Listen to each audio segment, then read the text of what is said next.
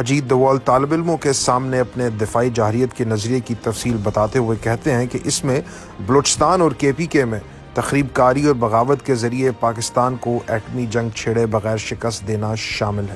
علیحدگی پسندی اور دہشت گردی کی ہر لہر کے پیچھے بنیادی طور پر مری، مینگل اور بگٹی قبائل کے سرداروں کا ہاتھ رہا تھا۔ یہ تینوں قبائلی سردار سوویت یونین کے زیر اثر نیشنل عوامی پارٹی، جو بعد ازاں عوامی نیشنل پارٹی بنی، کا حصہ اور 1970 کے انتخابات میں بھارت کے اسپانسرڈ عوامی لیگ کے اتحادی تھے۔ مشرقی پاکستان میں بھارت کی فوجی مداخلت کے بعد یہ لوگ بنگالی سفارتکاروں سے ملے تاکہ بلوچستان کی پاکستان سے علیحدگی کا منصوبہ بھی بنایا جا سکے۔ 1973 میں نواب اکبر بگٹی نے منصوبے کو کھلے عام مسترد کرتے ہوئے انکشاف کیا کہ کے جی بی اور را کی مدد سے بلوچستان کو پاکستان سے علیحدہ کرنے کے لیے سازش تیار کی جا رہی ہے۔ یہ سازشی منصوبہ لندن پلان کے نام سے مشہور ہوا۔ اکبر بگٹی کو بلوچستان کا گورنر بنا دیا گیا اور اس نے مری اور مینگل اکثریت پر مشتمل بی ایل اے کے خلاف آپریشنز کی نگرانی کی۔ بی ایل اے کی مانند 1964 میں بائیں بازو کے بلوچ طلبہ نے شام میں بی ایل ایف نامی تنظیم بھی قائم کی تھی۔ بلوچستان لبریشن فرنٹ کا بانی اسٹوڈنٹ لیڈر جمعہ خان مری تھا، جو senior B L A commander Hazar Khan رمکانی مری کا بیٹا تھا۔ اس تنظیم کا مقصد ایران اور پاکستان کے بلوچ آبادی پر مشتمل علاقوں کو ملا کر گریٹر آزاد بلوچستان قائم کرنا تھا۔ کیونکہ اس وقت تک ایران امریکی اتحادی تھا، چنانچہ سوویت اور شامی بائیں بازو کی باعث پارٹی نے بی ایل ایف کی بھرپور مدد کی۔ جمعہ خان مری کو ہی گریٹر بلوچستان کے جھنڈے کا تخلیق کار قرار دیا جاتا ہے۔ مشرقی پاکستان کی مکتی باہنی اور بی ایل ایف کا معاملہ اسی طرح سے مختلف تھا کہ مکتی باہنی کی مدد کے لیے بھارت نے مشرقی بنگال میں اپنی فوج اتار دی تھی، جبکہ یہاں ایران اور پاکستان بی ایل اے اور بی ایل ایف کے بھاری اسلحے سے لیس عسکریت پسندوں کے خلاف یکجا تھے۔ چنانچہ مسلح بغاوت کو کچل دیا گیا اور باغی یا تو پکڑے گئے یا پھر انہیں ہتھیار ڈال دیے۔ شیر محمد مری اور ہزار خان مری کے پکڑے جانے اور علی محمد مینگل کے مارے جانے کے بعد مری اور مینگل دونوں قبائل اپنے اہم ترین کمانڈرز سے محروم ہو گئے۔ عطا اللہ مینگل برطانیہ چلا گیا اور خیر بخش مری نے اپنے 10,000 قبائلی ساتھیوں کے ساتھ افغانستان میں خود ساختہ جلا وطنی اختیار کر لی۔ اس کے ساتھ ہی بی ایل اے اور بی ایل ایف بھی افغانستان منتقل ہو گئے۔ سوویت یونین کے براہ راست افغانستان میں فوج اتارنے کے بعد پاکستان میں مارکسسٹ سیاست کا قصہ کم و بیش تمام ہو گیا۔ سوویت یونین نے بذریعہ طاقت افغانستان کے مارکسسٹ رہنماؤں ترقئی، حفیظ اللہ امین اور ببر کامل کو یکے بعد دیگرے بذریعہ طاقت پہلے مسلط کر کے اور پھر اسی طرح ہٹا کر بار بار اپنی اصلیت ظاہر کی۔ توقفتاً وہاں ڈاکٹر نجیب کو پھر بٹھا دیا گیا۔ افغانستان سے خیر بخش مری اور طالب مینگل نے لندن سے سوویت کے جی بی اور بھارت کی را کی مدد سے پاکستان میں دہشت گردانہ کارروائیاں جاری رکھی۔ بہرکیف سوویت یونین کے خاتمے کے بعد مارکسزم متروک ہوا اور دونوں لیفٹسٹ سردار پاکستان واپس آ گئے۔ بی ایل ایف نے ایران اور پاکستان کے بلوچ علاقوں کو ملا کر گریٹر بلوچستان قائم کرنے کی تحریک جاری رکھی، جس کے لیے انہیں دنیا بھر میں جلا وطن بلوچ آبادکاروں کی مدد حاصل رہی۔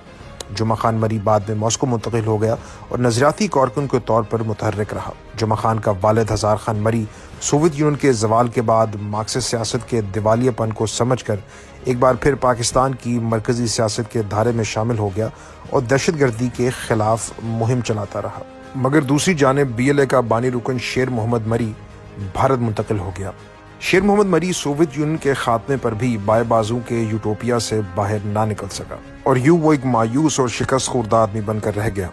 اگرچہ کہ وہ کے جی بی اور را کا ایجنٹ ہونے کا انکار کرتا رہا، مگر وہ سوویت یونین کے جانے تک افغانستان میں رہا اور پھر جا کر انڈیا میں رہنے لگا، جہاں 1993 میں اس کا انتقال ہو گیا۔ مری اور مینگل باغی سرداروں کو کن حالات میں واپس آ کر پاکستانی سیاست میں حصہ لینے کی اجازت دی گئی تھی اور پھر بگٹی قبائل سے کس قسم کا تنازع ہوا تھا جس نے اکبر بگٹی کو دہشت گردی کی طرف مائل کیا، اس پر ہم ٹھہر کر بات کریں گے۔ ابھی بلوچستان کے بڑے دہشت گرد گروہوں کا بیان جاری رکھتے ہیں۔ پاکستان کی سیاست کا المیہ یہ ہے کہ یہاں باغی اور شورش پسند عناصر کو حکومتی اور میڈیا کی جانب سے اپنے زہریلے بیانیے کو بدلنے کا موقع تو خوب دیا جاتا ہے، مگر یہ عناصر جب خود حکومت میں آتے ہیں اور واقعتاً بدلنے کی بجائے اس طاقت کو ریاست کو ہی نیچا دکھانے کے لیے استعمال کرنے لگتے ہیں۔ 90 کی دہائی کے بلوچستان میں بھی کچھ یہی ہوا تھا۔ اکبر بگٹی وزیر اعلیٰ بنا اور اس کے بیٹے پارلیمنٹ کے ارکان اور وزیر بن گئے۔ پھر اختر مینگل وزیر اعلیٰ بنا اور خیر بخش مری کے بیٹے بھی ممبر پارلیمنٹ اور وزیر بن گئے۔ مارکسزم کو سرمایہ داران نظام کی خاطر ترک کر دیا گیا۔ ان عسکریت پسند خاندانوں کی واپسی سے بلوچستان کی طلبہ سیاست بھی متاثر ہوئی۔ بی ایس او بہت سے دھڑوں میں تقسیم ہو گئی، جن میں سے ہر ایک کسی سردار یا سیاسی پارٹی سے وابستہ تھی، اور ہر ٹکڑا بائیں بازو سے وابستہ رہتے ہوئے اپنے مرکزی گروہ کا اثر و نفوذ بڑھانے کی کوشش کرتا تھا۔ تقریباً ایک دہائی تک عسکریت پسندی تقریباً ناپید رہی اور باغی سیاست کی جگہ اثر و رسوخ کی سیاست نے لی۔ تمام سیاسی قوتیں لیفٹسٹ نظریاتیوں کو غیر اہم سمجھ کر نظر انداز کرتی رہیں۔ ان حالات میں بی ایس او کا ایک نیا شدت پسند گروہ ابھرنا شروع ہوا۔ سن 2002 میں بولان میڈیکل کالج میں ایک اسٹوڈنٹ لیڈر اللہ نظر نے ایک تشدد پسند اور آزادی کا نعرہ لگانے والی طلبہ تنظیم قائم کر کے اسے بی ایس او آزاد کا نام دیا۔ اس پروپیگنڈا ویڈیو میں اللہ نظر ریاست کے خلاف کھلی بغاوت اور مسلح شورش کے ذریعے مکمل آزادی کی بات کرتا نظر آتا ہے۔ کیونکہ مرنے کا اختیار کسی کو نہیں ہے کہ وہ مجھ سے چھین لے، اور وہ اختیار میں اور میری نسل وقت اور حالات کی چناؤ کر کے اس کا استعمال کریں گے۔ جب تک بغاوت کی نظریہ نہیں ابھرے گی،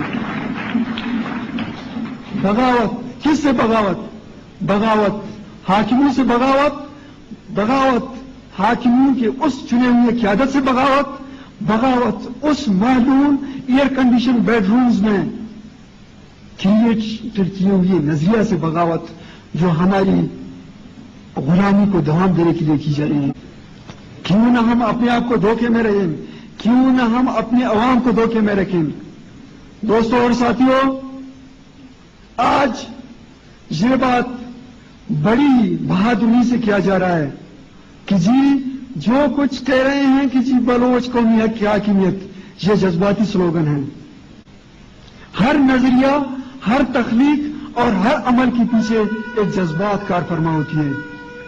وہ جذبہ جس کو کوئی چیز ٹھنڈا نہیں کرے ماں سوائے اس کی منطقی نتیجے کی۔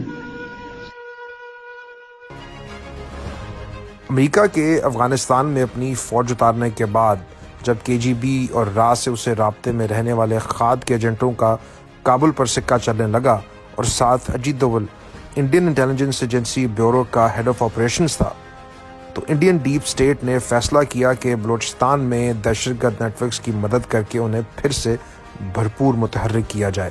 چنانچہ بی ایل اے جس کی قیادت اب نواب خیر بخش مری کے بیٹے حربیار، بالاچ اور مہران مری کر رہے تھے، اسے فعال کرنے کی بھارتی فنڈز کی بھرمار کر دی گئی۔ اس طرح بالاچ مری کے برہمداغ بگٹی اور جاوید مینگل سے قریبی تعلقات بگٹی اور مینگل قبائل کو بھی مسلح کرنے کا ذریعہ بنے، مگر بھارت کی اولین ترجیح بائیں بازو کی بی ایس او آزاد عسکری اور تشدد پسند طلبہ پر خرچ کرنا تھا تاکہ بالآخر انہیں ریاست مخالف دہشت گردی کے لیے استعمال کیا جا سکے۔ لہٰذا اس طرف ڈاکٹر اللہ نظر کو بی ایس او آزاد سے اٹھا کر بی ایل ایف کا لیڈر بنا دیا گیا۔ اللہ نظر بی ایس او آزاد سے طلبہ کارکنوں کو اٹھا کر بی ایل ایف کے مستقبل کے دہشت گرد بنانے کے لیے شامل کرتا رہا۔ خیر بخش مری، اکبر بگٹی اور عطا اللہ مینگل نے افغان بارڈر سے اسمگل ہو کر آنے والے انڈین فنڈز اسلحے کو اپنے مقامی قبائلی مخالفین کو دبانے کے لیے استعمال کرنا شروع کر دیا۔ ناظرین، بلوچستان اور لاپتہ افراد پر مبنی اس ویڈیو سیریز کی دوسری قسط میں ہم بلوچستان میں موجود بڑے دہشت گرد گروہوں، ان کی فنڈنگ اور اسٹیبلشمنٹ کے ساتھ ساتھ ان گروہوں کی جانب سے کی جانے والی بڑی دہشت گردانہ اور صفاقانہ کارروائیوں کے بارے میں آپ کو معلومات فراہم کریں گے۔